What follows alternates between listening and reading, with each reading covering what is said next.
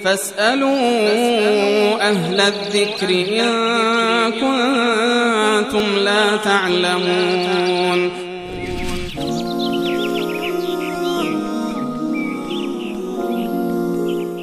بیننده عزیزی شماره اخیرشون 7294 نوشتن که در عادت ماهیانه بعد از اتمام عادت ماهیانه آیا قرض نماز واجب است یا نه؟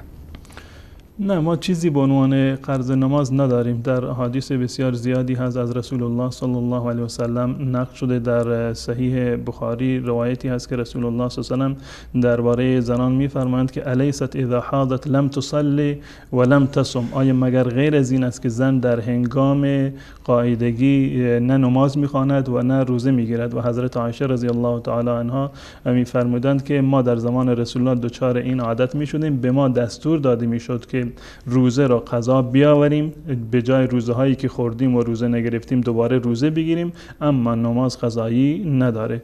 در میان تمام مذاهب اهل سنت و الجماعت و بقیه مذاهب حتی این یک امر متفق علیه است که برای زن در حالت ماهیانش قضایی بر نمازهایی که نخونده وجود نداره، نه نیازی به ناراحتی و افسردگی هست و نه کفاری داره و نه قضایی.